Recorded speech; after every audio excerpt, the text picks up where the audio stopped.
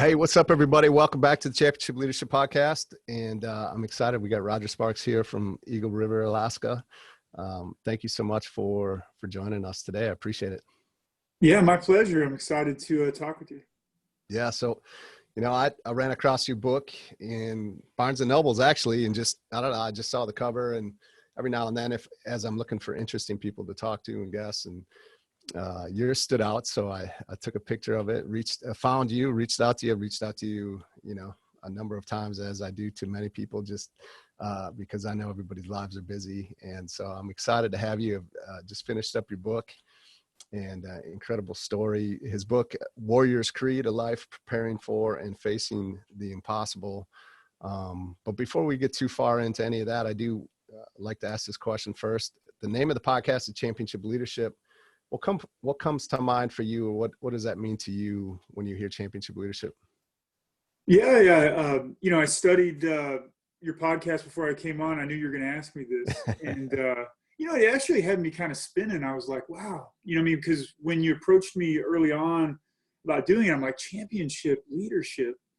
It totally makes sense. But at the same time, it kind of really forced me to kind of look at my life. I'm like, well, why is Nate approaching me about this, and what value can I give, his listeners, in my perspectives, I guess, initially, when I thought about it, championship, immediately recalls in my mind, sports, and Yeah. so leadership within sports, or competitive leadership, is kind of what I thought of. But my entire life, for 25 years, I was in active duty military, in particular in special operations. And there's nothing, it's not sports, it's kind of like you're dealing in life and death. And so the leadership involved, within the career fields that I've had in special operations, it's based off of virtue. It's really about risk and selflessness.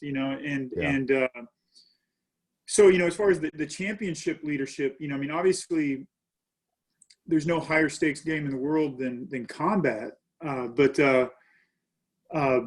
I think that that's one of the things that attracted me to the military and special operations, was just severe circumstances and trying to understand exactly what it is that you are, championing with the subject matter of your podcast.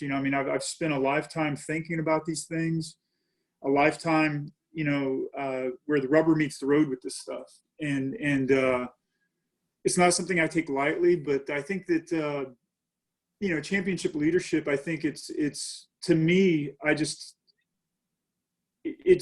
feel like I've got a master's degree in this stuff, but it's really just, it's virtue and selflessness, and I think that in a world where people are building brands and so many things are pulling us in different directions, that can get lost. But, true leadership, starts with service and selflessness. And I think that, people that are trying to build brands for themselves, they can get lost in the fact where their ego begins to drive things. But in a very pragmatic world of combat and special operations, it starts with virtue and selflessness. So to me, thinking about those things, in a business sense, or even like in like an amazing coach, an amazing athletic coach, I'm sure there's selfless, all those things. It's all those things are going to carry over again, and just in the military context, it's just much more extreme, but I think just, selflessness, any of those Greek virtues you could throw in there. But I've always kind of viewed myself, I guess, to get into this, I absolutely love Eastern mythology, and I love different terms like, to bodhisattva, someone, basically to stop my growth and an ability to help others grow from my experiences, and so most of my military career, I've consciously chosen to place myself in a situation where I'm somewhat of a bodhisattva for those that I'm leading or in direct contact with.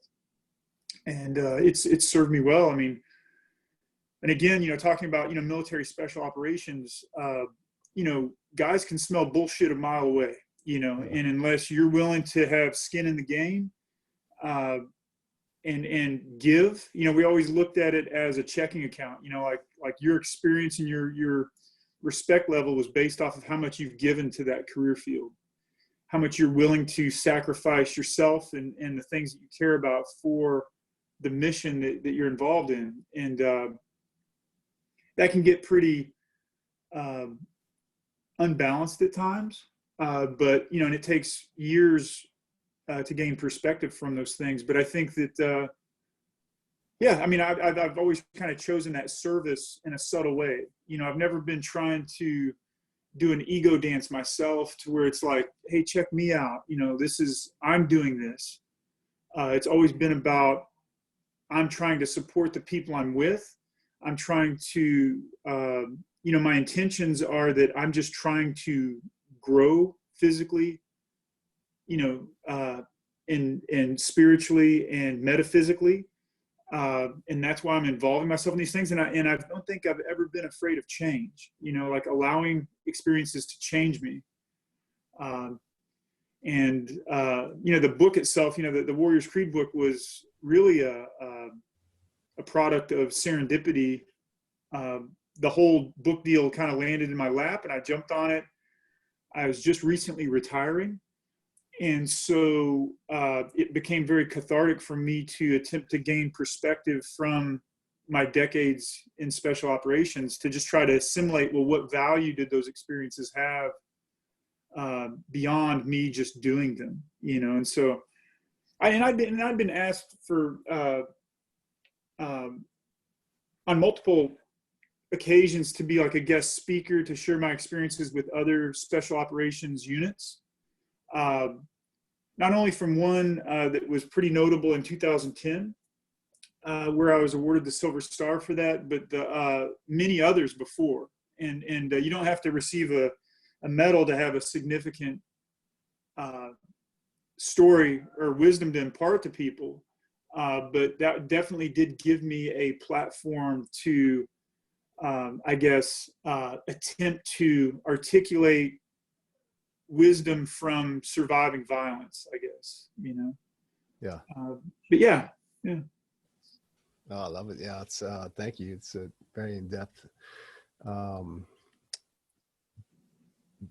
definition or explanation of what championship leadership is for you. And, some of the things that really stood out to me as I was listening to the book, listening to you tell your story, was, there was, like you talked about, I believe the Hagakure, is that right? Am I saying that correctly? And just it's a Japanese translation, but the Hagakure or the Hagakure, okay. whatever. Yeah. And just a lot of the Eastern, would you call it mythology or? Yeah, just any, just the ideology, Eastern ideology. Where did that come from for you? Like, cause you really reference and talk a lot of quotes and a lot of references inside of the book to that and how you live your life and how you would train others as when you were, talking about the different times that you were training other Marine recon guys and just the leadership aspects of that and how it really plays a part in your life. Was that always something there that I think I've always sought, I guess, higher wisdom. When I was a young boy, I was always attracted to, I know this sounds really bizarre. Like even at a young age of like 15, 16, I would read, and I grew up, in the 70s, 70s, 80s, Yeah. I'm old, man. And I would read old yoga text, trying to understand what's the benefit of yoga or meditation. And I'm like 15, blue collar as it gets family, in the 70s and 80s, reading this stuff, trying to understand, and just a little insight into my upbringing. I experienced significant debilitating knee pain as a kid, and I kind of overcame a lot of those obstacles. And I think that dealing with that at a young age really kind of shaped my life, to where of just injustice and, dealing with all of the circumstances of, I guess, feeling isolated or alone and in pain during adolescence. I think that really made me extremely self-sufficient, but also I think it forced me to seek greater wisdom, and I guess just in mortality and like the way that humanity is, like human consciousness, or it forced me really deeply inside myself to understand, or it begin to, search for meaning through effort, I guess. And, there's two types of people in the world. There's people that blame others or outside circumstances, or people that blame themselves. And I've always very much so been a person that has, if something's wrong, I'll blame myself, and I always try to work within my sphere of influence, attempting to either strengthen my perspective, my resolve, or my intentions in certain areas. And so it was just almost like every day I wake up and I try to figure out, well, how can I make myself stronger, faster, or smarter, and it's a very personal thing, and I don't share it with other people, but, I'm the guy that'll wake up early and exercise. I mean, I'm in my late 40s right now, and every day, I'll exercise to where I taste blood in my mouth, and it's like I enjoy moving my body. I enjoy feeling the limits of my mortality physically. It's that started at a very early age. And again, I never studied, early Japanese mythology or ideology. It was just at some point kind of like all paths lead to the summit. It's like birds of a feather flock together. At some point in your life, you become surrounded by people of your same liking. And that was definitely early on in my Marine reconnaissance career. And I met a young reconnaissance guy by the name of Rudy Reyes, who's he's a big fitness spokesperson now. He's kind of a force of his own, but I was his instructor, and basically he turned me on to the Habakuri and different specific texts that were extremely enlightening to me. And like I said, I'd read just about every indigenous culture warrior practice, and I was implementing that in the guys that I was training. But to meet someone that was very passionate and aligned with, I guess, my own ideology that I kind of cultivated for myself was, I guess, very, very affirming. It was very powerful. And so him and I became very close friends. And I just kind of, I guess, again, it was just reassuring to know that other people had thought these same things and felt these same things that I was doing. And this is like, by thousands of years, it's just like this human experience. And I enjoyed that. And as I became more and more experienced with mortal environments in direct combat, those words of wisdom in those ancient texts really just reverberated even stronger, because in those times, just like there's that analogy of there's no atheists in a foxhole. Well, that's a really significant generalization. Yeah. But I believe that, when people experience those things, you have to find answers. Like, you're forced to try to assimilate or gain perspective from those experiences. And to read some of those texts, it was just kind of like slightly above my understanding. When you survive surreal combat, you'll ask yourself, it's kind of like if you were in a car wreck and everybody in your family was in the car with you, like your wife and your kids were in the car, and you were involved in an accident, head-on collision, rollover accident, and everyone died in the car. As horrible as that sounds, you would always blame yourself because you lived and they died. Mm-hmm. And so you're forced trying to understand those moments. Like, was that an act of God? What is God?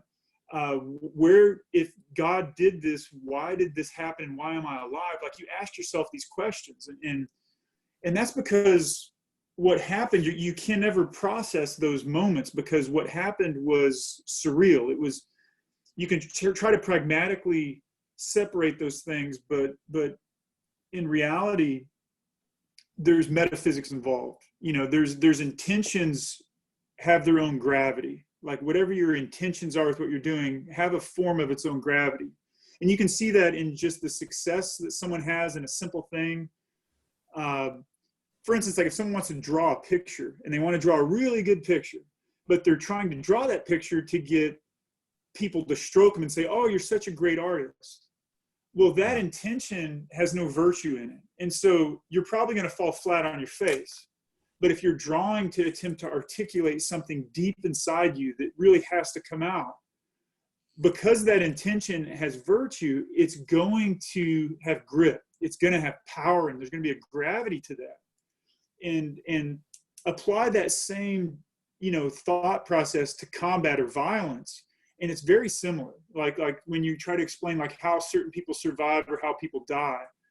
And I guess to come way back to where when you first asked me the question, that the Eastern mystics understood that. You know, early Bushido in samurai culture understood those intentions are the purest thing in battle. Like, I think there's a quote, and I'll butcher these, you know, because I'm just, you know, throwing them off of my memory, but there's a specific quote that I guess, you know, kind of symbolizes this, but, and it's something as simple as, if you wish to not be killed in battle, it will not be so. If you wish to be slain by the greatest of enemy, it might be. And so it's like, it's saying about, you know, your intentions. Like if you're just trying to survive combat, well, you're the guy that's probably going to get everybody killed, and you're probably going to be the guy that gets killed, you know? So, but when you are doing your best and you're doing it selflessly, that has a gravity to it. And I've always been very, I guess, intrigued with that, you know, just the subtle things in life have dramatic power. And I've always just been extremely attracted to that. And at times, you know, like I feel like I'm kind of alone in these thoughts. And again, like the more surreal our experiences in life, the more isolating they are, you know, and I think that's the problem with a lot of people that survive significant trauma, is that trauma has a way of isolating you. Yeah. And I think that the way through that is to try to find creative process to close that gap, you know, to attempt to close the gap from our traumas and share our experiences. And it doesn't have to be like these graphic portrayals of what we went through, but more, it could be even analogies of what we experienced as a way to express them, you know. And I think that's, I think the lesson of my story and my resolve and intentions, you know. I mean, it's just, I'm attempting to express the experiences of my life so I can sail home to myself in some way, you know. Yeah. Yeah. So I don't want to go too far off tangents, but all these questions really lead down a really crazy path. No, I love it. I love it. So thank you. Yeah, no, I appreciate it. What, you know, as I think I had this thought as we're sitting here just around leadership, and because you went through Marine reconnaissance, you went to, and I apologize, I don't remember the exact terminology, the French Legionnaire, is that right? Yeah, so French commando training in French Polynesia. Commando training. So you go through that as a Marine. And then of course, and then you go on for about half of your career as a PJ in the Air Force. And maybe can you talk a little bit, because I know in the book you talked about in the Air Force as you're going through the training for PJ, you kind of make it through the INDOC, and then it seems like they continue to be pretty hard and almost to the point where, like, in a way, not being great leaders, you know, and it really, the comment of how it really kind of tainted you and look to leadership later on, but maybe to just, and then the French commando training, how different that was, and going through that, and some of the first story where they're raising the flag and he raises it upside down and the guy knocks him out, and some of the things that you went through there. You got to be probably one of the only man out there that's gone through all three of those in your military career, I would imagine. And so some unique experiences again there for you. Maybe you could talk a little bit about the different experiences that you had. Comparing the three. Yeah. So yeah, that's an interesting perspective I've never really thought of. So, you know, I was raised in somewhat of a biker culture, and all of my father's dearest friends were Vietnam veterans. And being an impressionable young man, these guys really had an effect on me. And again, there was just something metaphysical about the courage they exhibited in their character. Like, they might have been operating outside of the law with the things that they were doing, but there was something extremely powerful. Like, there were stronger character traits in them than, say, like my teachers or public officials that I'd met as a young man, or even doctors, or these things that like society would say are upstanding, you know, goals to attain. These, you know, nasty, you know, criminal bikers, they had more character in them than what I saw there. So, you know, everything was never really black and white to me. It was like everything was in the gray area. Yeah. But I definitely grew up romanticizing through these colorful stories that they would tell me through their experiences about reconnaissance Marines. And so I joined the Marine Corps as a way out, and I wanted to get out of the small town I was in. And so as a young man, as I recovered from this extremely debilitating knee injury, I would train myself all the time. And again, this is like 15 years old, meditating, yoga, weightlifting, running with water in my mouth, just like the ancient young, you know, Apache and Navajo, you know, would-be warriors would do. I would do all these different techniques trying to cultivate something of value inside myself. And so I joined the Marine Corps. I was a grunt, which is really trippy right now. My son is he's in the Marine Corps right now. My oldest son is in the Marine Corps going through Marine Corps infantry training right now, which is completely surreal to experience, you know, just even going back to Marine Corps Recruit Depot in San Diego, like the last time I was there was myself graduating. So, and he's so similar to me. I mean, he's like my clone. Yeah. And so trippy, that's trippy, but yeah. Not to get off topic, but Marine Corps infantry training is about as real as it gets as far as when people think of the military. You know, I mean, you live, eat, and breathe weapons, machine guns, hiking. You're around 30 men all the time. And so you have kind of like those prison dynamics on top of a mortal medium that you're trying to understand and become virtuous in. So that was where it all started for me. And then, again, my goal was to go into reconnaissance in the Marine Corps, which is a pretty high atonement for a guy, because most of the military are non-combatants, but the Marine Corps prides itself on being somewhat of a gritty, infantry-esque, like combatant service. And so, I mean, almost everybody's seen Full Metal Jacket. It's like, you get the picture. You know, it's like, you know, you have a lot of guys with, you know, growing up in trailer parks, and they show up and they want to, you know, fight. And so that's really the bone marrow of America. But I did a couple years in the Marine Corps infantry, and I had to wait 2 years before I could try out for reconnaissance. And I was so dedicated to this dream to get into reconnaissance.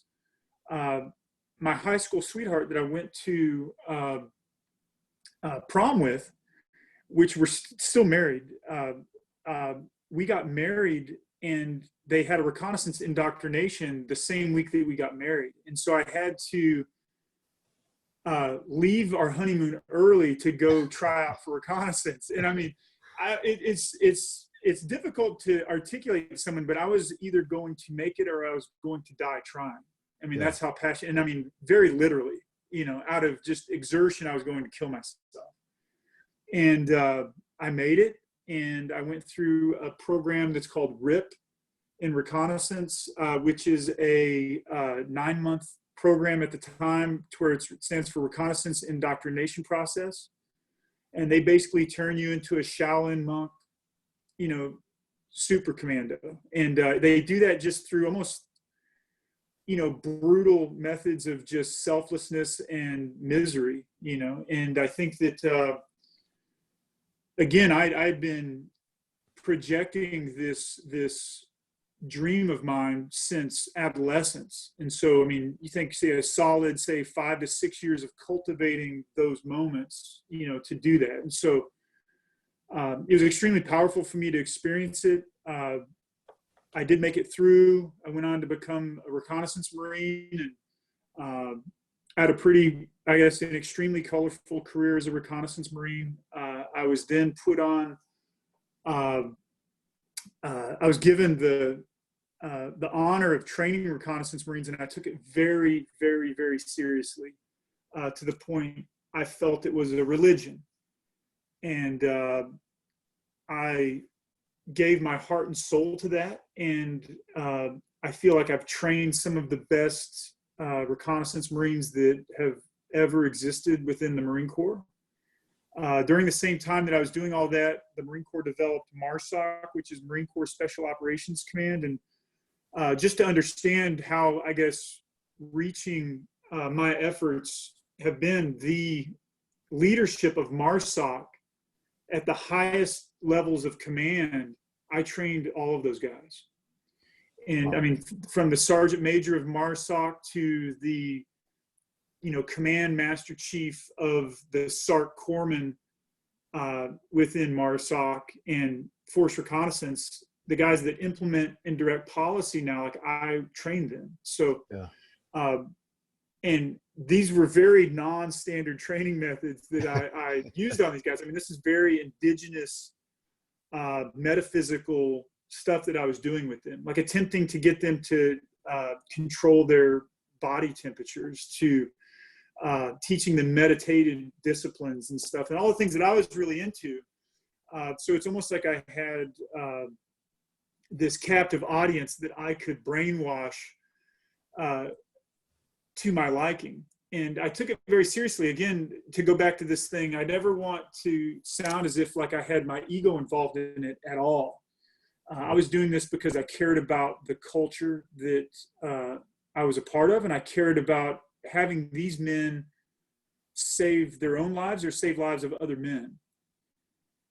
And so the transition from the Marine Corps to pararescue, the Marine Corps is really hard on families, and the Marine Corps is a very selfish bitch, you know, and I gave 12 years of my life to it completely. But at the end of that, it was very difficult on my marriage. It was difficult just to maintain any balance, especially after 9/11. And, yeah. You know, I knew after 9/11, the Marine Corps was going to deploy me to either, you know, I quit or I was killed. You know, it's like the Marine Corps doesn't care. It's just about hookers turning tricks, especially at a time like after 9/11. And yeah. So I wanted to focus on my family and gain some perspective from my experiences, and went back to Texas, tried to get my feet under me, reconnected with my family, and decided the best thing to do is to enter special operations once again, because again, I've already done half of a military career in this stuff, and so to throw that away is difficult, you know. Yeah, right. And I mean, it's also very difficult, like when you leave special operations, it's difficult because you realize much of the world is this strip mall, soulless hell, you know. And so, yeah. and to be surrounded by metaphysical human beings that are willing to give their lives with you or for you at a moment's notice that's intoxicating, especially to a young man in his physical prime. And so I knew that I had to kind of re-enter that in some capacity. And so I joined pararescue, and I've always been interested in medicine.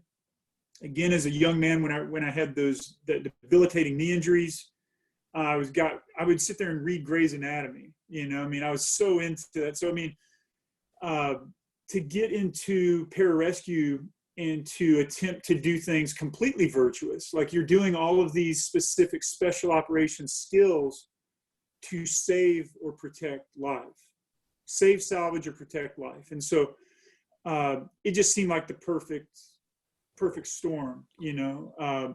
I did have to go back through training. So, you know, I left the Marine Corps.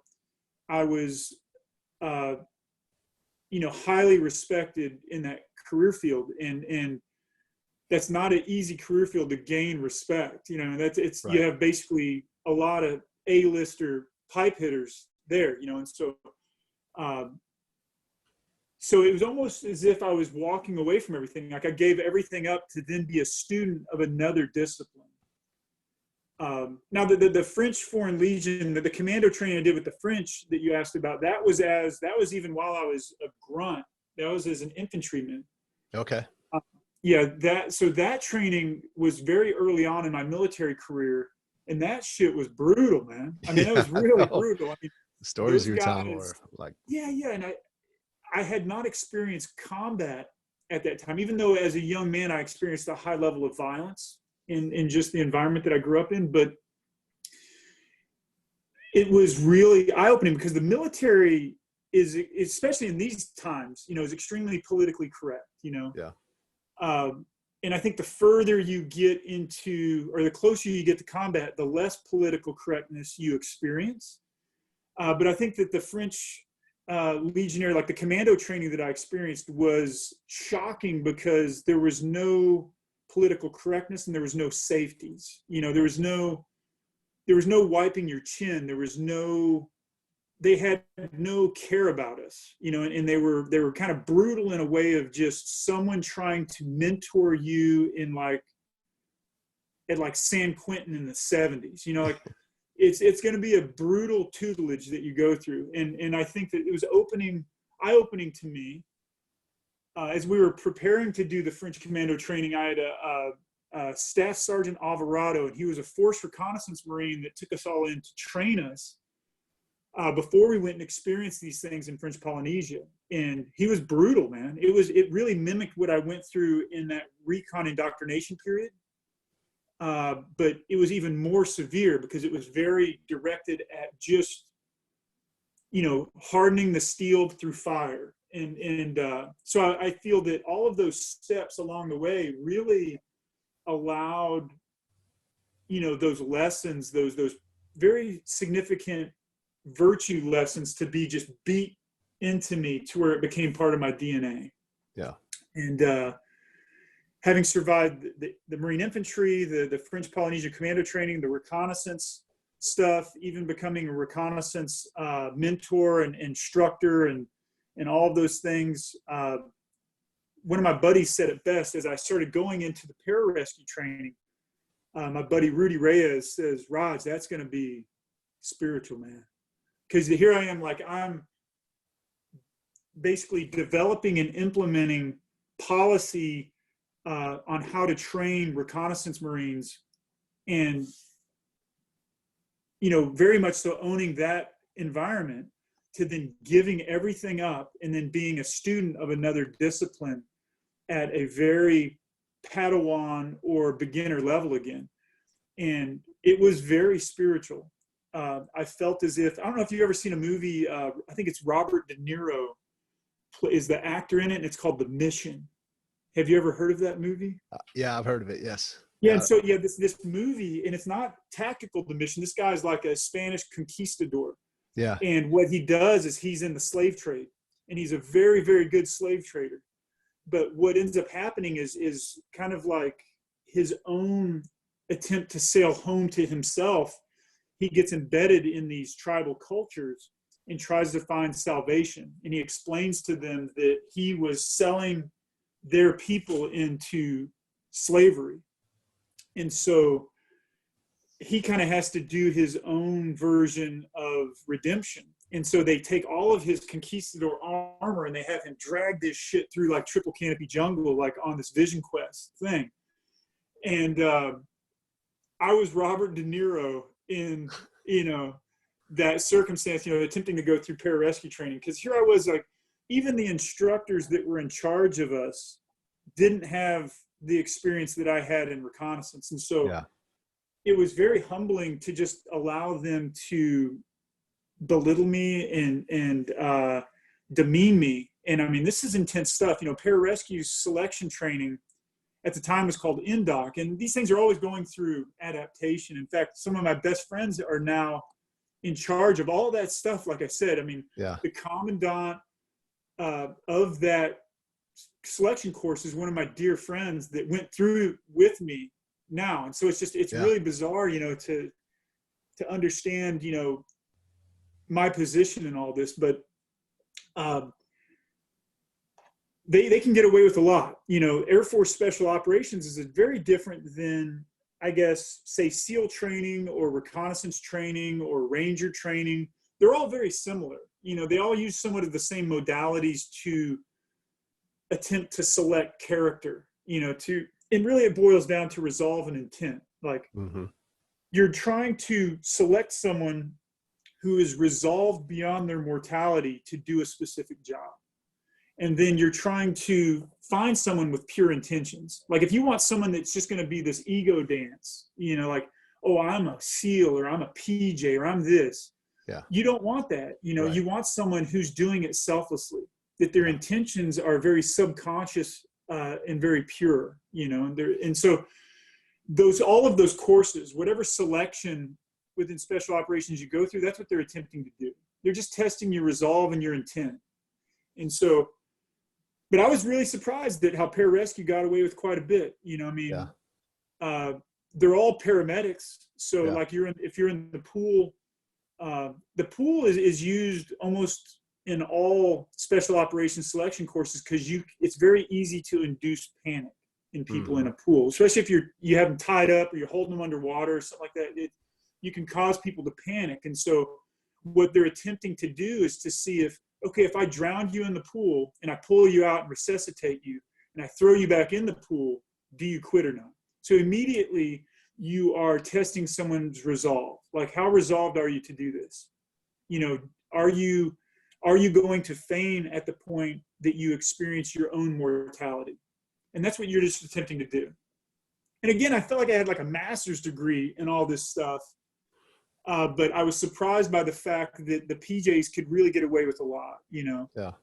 And again, I think that Air Force Special Operations is a little bit different than the others just because the rest of the Air Force, they don't know a damn thing about ground combat. So they just kind of like, the tigers are in the cage, just keep throwing meat in. You know, just let these guys do what they need to do to train and select their guys. And so they really kind of give, we're going to look the other way approach. Whereas like other services, they want to get involved, you know, somewhat, you know, politically with rank structure of what's going on and how it's happening. I think the Air Force is a little more like, well, you guys know what you're doing, just do it. And on the user end of that, where the rubber meets the road, is pretty brutal for the students that are going through it. You know, the attrition rate, I don't want to bore people with the attrition rate numbers, but it is a 90%, you know, failure rate of that course. You know, you have 100 people start that, and there's 10 people generally standing at the end of it. And every one of those 100 men standing there say they won't quit and have been training for a significant amount of time to be there. And so it's a pressure cooker of virtue. It's a pressure cooker of athletic ability.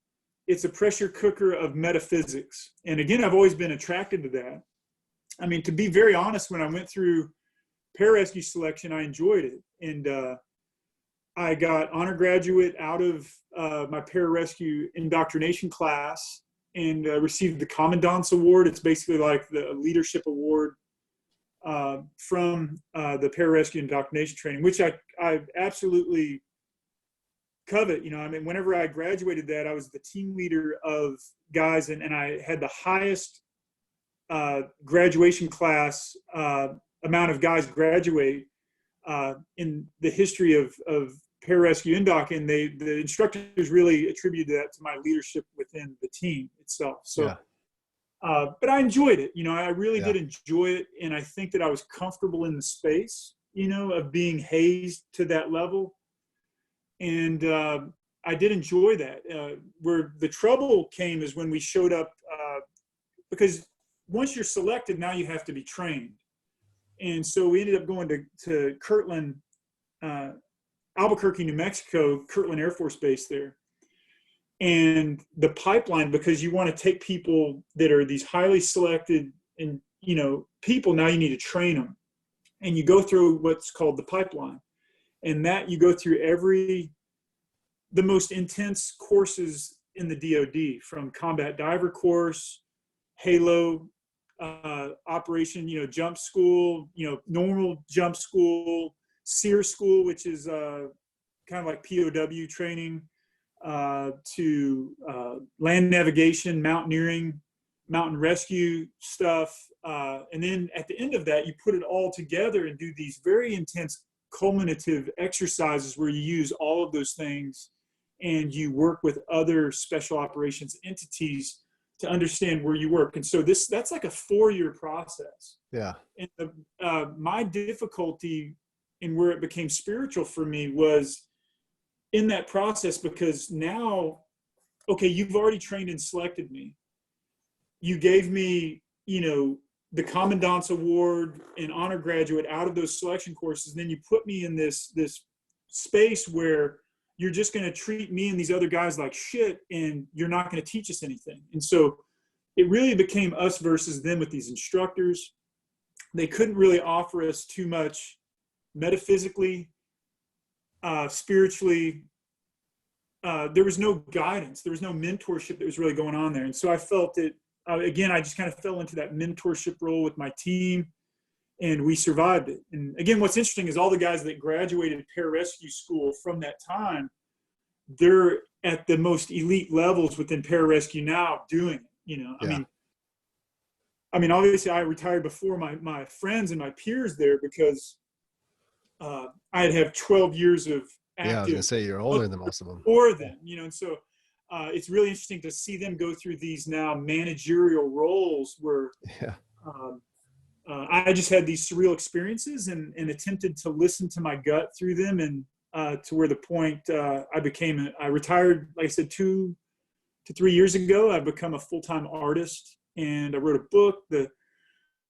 Again, through just synchronistic events and serendipity being what it is, we are working hard right now developing the book into a screenplay. Wow. And this is all functioning at very high levels within the Hollywood elite right now. And so I'm excited about that. But again, it's just expression. Like I'm really not trying to be in that space at all. Yeah. I'm just attempting to articulate my experiences, and it's like the universe is listening, you know? Yeah. What, you said something about, you know, just really kind of thriving in the pressure cooker of virtue, right? Or those types of experiences. What do you do? What do you do now? Because I don't think that ever goes away, right? Like you... Yeah, that's a heavy question. In that pressure cooker of virtue, I've attempted to, I guess I should back up a little bit before I get into this. So as a pararescueman, I had a very distinguished career. One of the Valhallas to show up to within pararescue is the Alaska team. Yeah. There's basically like 4 or 5 pararescue teams all over the country, and the Alaska team is by far the most active team in the world, you know, whereas these really daunting rescues that take place with, say, there's a California team in San Francisco at Moffett Field there. They'll fly out from there and do rescues out in the middle of the Pacific Ocean, like thousands of miles in the middle of the Pacific. They'll take off from San Francisco, fly out open ocean, and parachute into, anyone in distress in the middle of the ocean that no one else can get to. That happens, I think, on average, maybe say just roughly once a year. They also deploy to combat, once or twice a year as well. But just the civil mission that they do alone, Alaska does that volume weekly. And so same amount of guys, but every week you're jumping into plane crashes just because of the geography and the geographic isolation of Alaska, the terrain, the weather, and just the vastness. We would jump into plane crashes or fly helicopters into bear maulings once a week. And so those distances are massive. It's like saying I'm going to get in a plane in Fort Worth or Dallas, Texas, and I'm going to jump into a bear mauling in Montana. Yeah. And I'm going to do that once a week. And so it was a very surreal world to live in.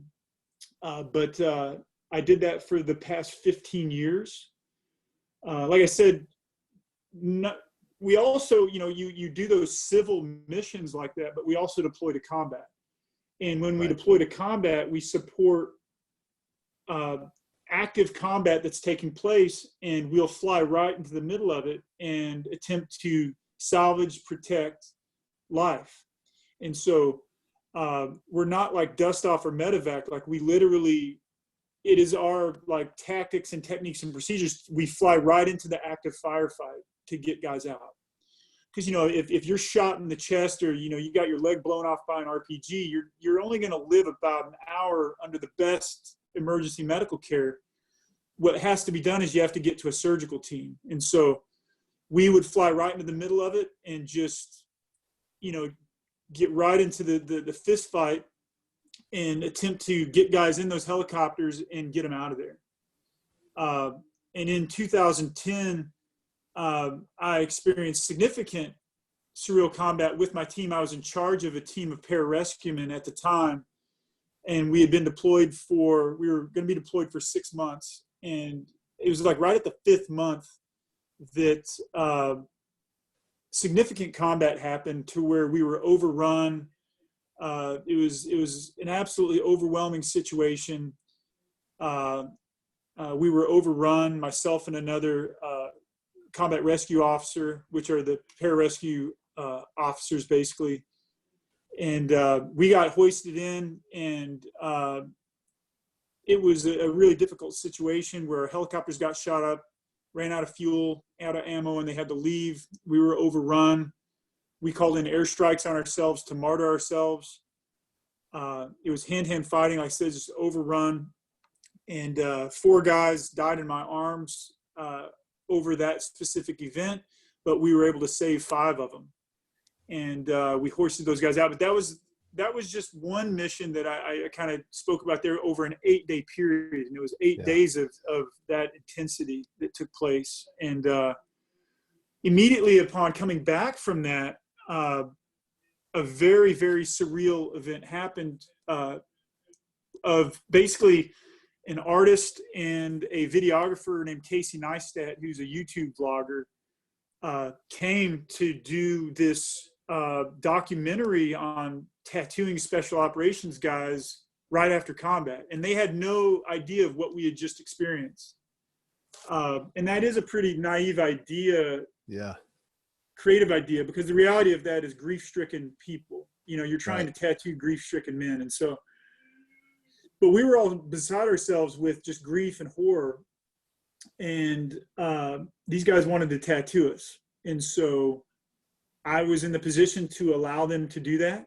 We had our own somewhat kind of secret, isolated compound, but we only had 2 or 3 days, and then we had to go right back out to the same environment that I just mentioned. So anyway, they tattooed us. We created a pretty intense relationship together with those guys. And I definitely consider those guys my mentors in a lot of ways now. And I've developed very strong, intimate relationships with them, with their families, and with mine. And I feel very thankful, I guess, that synchronicity happened. Like that Carl Jung, the philosopher, like he said that we project synchronicity, like we make that up. So let's go back to the analogy of the car wreck, right? Like, well, that had to have happened for a reason, right? Yeah. So when things are overwhelming to us that we can't process, we force synchronicity or religion or spirituality into that equation to help our mortal minds understand, or I guess accept, things that happen.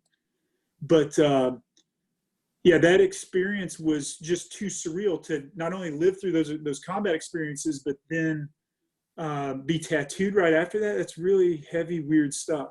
And I Yeah. mean, so I've always been one to just allow things to change me. And I was immediately attracted to the juju and the power of tattoo.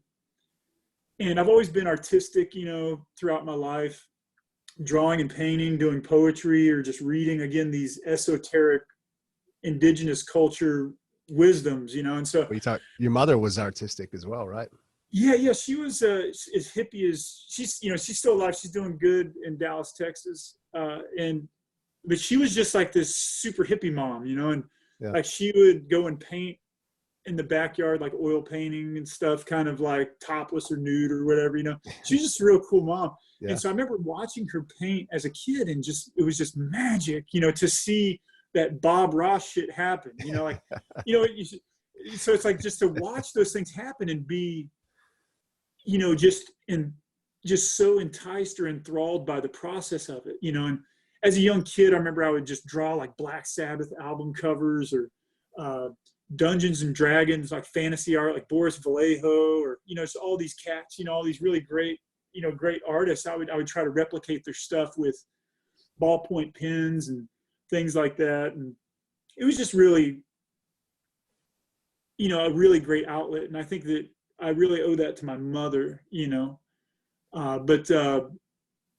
You know, trying to process the trauma of the things that I've experienced as a pararescueman, or as a reconnaissance Marine, or even a young man, trying to articulate those things through art, I think, is a beautiful way of expression. And it's truly like a way forward through, I guess, trying to process our lives. And I think that, you know, doing that now, to add another layer, to do that in someone else's skin, that's heavy, because now it's so metaphysical that you're dealing with a canvas that has an opinion, that you're dealing with this living entity that wants me to be this muse of expression for them. I dove in, man. I dove in head first. And tattooing is not a medium that should be taken lightly, even though it is, you know. I mean, it's all, whether it's just, you know, punk kids sticking poking each other, you know, in the basement of some crappy house.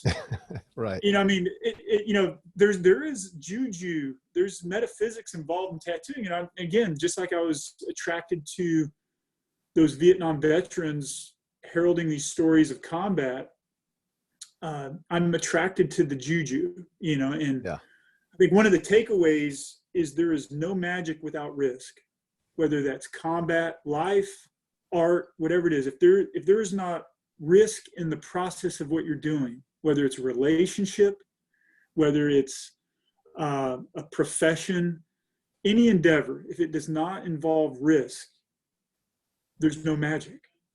And I think that that is definitely the thread through that I've learned in my life, to, I guess, embrace discomfort or embrace risk. And then if you add in virtue and selflessness into that, those ingredients all work. They all bake a really magnificent meal every time you do it. And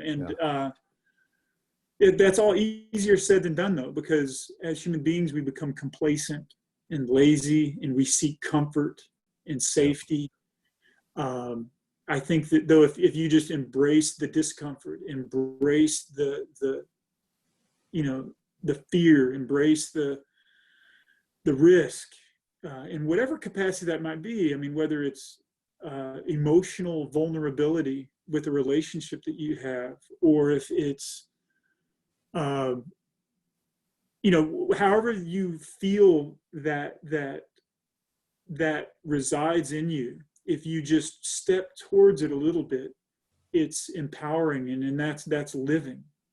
I think that, you know, it's like there's all these quotes from special operations. One of them the SAS has, and it's "He who dares wins." It's like you don't get anything without risk. And I think that if you want to save someone's life, if you want to have a more fulfilling life for yourself, it involves risk, and you have to embrace that.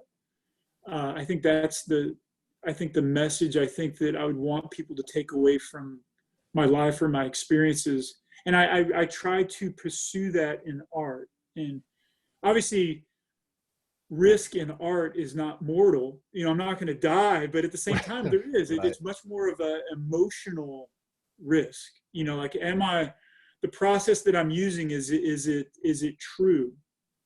You know, is it vulnerable? Is it real? And because, you know, you can look at something and you like, what is art? It's just this expression. But I think that the more vulnerable or the riskier it is, the more powerful it is, you know? And I think I'm just attracted to that. You know, it's in meeting, you know, the artists that I've got to meet through being open to those experiences, like being tattooed in Afghanistan right after those traumatic experiences, to, you know, meeting Scott Campbell and just understanding the power of art, or what it means, you know, and seeing those people see immense value in me. Like, they're just like, holy shit, man. You know, like, I met you under these circumstances, but damn, you know, like, you're kind of a tsunami of juju here, and I just want to empower you. And so I'm just like, okay, cool, man, you know? Yeah. But so that it's helped me gain perspective, and to use the term, you know, I mean, I feel like art is allowing me to sail home to myself, you know, to find an expression of my experiences, and sail home, kind of like Homer's Odyssey. You know, like Homer, if you don't know the story of, if the listeners don't know the story of Homer's Odyssey, you know, basically it's the Greek story of the Battle of Troy and Odysseus. And it's this parable story, but it's really about sailing home to ourselves. You know, he's trying to come home after sacking Troy and being in these specific battles. And there's the Cyclops and the Sirens and all these different things, but it's a metaphysical story of attempting to sail home to yourself. You know, the castle is your own mind, you know, clear the suitors of the castle, you know. And I think that, you know, all those kind of sappy analogies, like, you know, a boat is not made, or a boat is safe in the harbor, but that's not what it was designed for, you know? Yeah. And so go get out there, man. You know, break figure stuff out, you have to yourself, and you have to attempt to risk everything to save yourself, you know. And there's great books that I've really leaned on along the way. One is The Alchemist. I really would push your listeners to read The Alchemist, because it's just such a powerful, simple parable about life and how to live. You know, it's like, the gift is not in the treasure, but in the journey to the treasure, you know? And so, yeah, I mean, I'm just this busted up special operations vet living way out here in Eagle River, Alaska. You know, I've got a great family. I'm still married to my high school sweetheart. My older son is a young protege of myself in the Marine Corps, and my youngest son he's got cerebral palsy, and he's my best friend, man. We do everything together, you know, and it's just wonderful, I guess, to live life, to see it through our children's eyes now, you know, and attempt to express the experiences that we've been able to live through, you know. I mean, because that's really the only value of it, you know. It's not me wearing a t-shirt, or me selling a book, or me trying to sell people to, you know, a movie that I'm making or something like that. It's really just, we are life aware of itself, you know. And we have to express our experiences, you know. Those are the values. But yeah, I hope that helps. Absolutely. I could sit here for a few more hours and keep talking, but I don't want to. I want to respect your time, and I know we're already over. So I appreciate you sharing all of the stories and all of your wisdom. It's awesome. Is Alaska, is that home for you? Are you planning to stay up there, or? Alaska's a love-hate relationship, you know. Yeah. I mean, the summers are just so beautiful. Yeah. It's just so ridiculous. But you have to earn them, you know. You got to earn right. Yeah. And it's even much more beautiful because the winter is so cold and so Yeah. long. I mean, even we're here, we're mid-April, mid-coronavirus, Yep. Yep. pandemic. And, I mean, Alaska is really geographically separated from that, but we've been locked down for like 35 days. Yeah. I'm taking this time to really enjoy the time with my wife and my youngest son. Yeah. We're just doing everything together. But the weather here in Alaska, we call it breakup. And Yeah. so during breakup, we've been, for like 6 months, it's been deep freeze. And so you get temperatures that come above freezing. So it's almost like an ice box trying to thaw out. Like when you had that old ice box in the 70s, it's just like over frosted and you just got to drag it out in the garage and open it up. That's what Alaska's like right now. It's just this manky 30-degree just ice box trying to defrost. And yeah, it's going to be a beautiful summer. I like the isolation of Alaska, but I mean, we're in a progressive world. I mean, everything's a plane flight away, but man, I mean, what crazy times we live in with this pandemic. And it's just a great time for reinvention for everybody to kind of reprioritize their lives and refocus on the things they want out of their time. But yeah, I mean, it was a real pleasure to talk to you, Nate. Yeah. Thank you. I'm excited to meet you and tattoo you when you come up here to Alaska. I can't wait. Absolutely.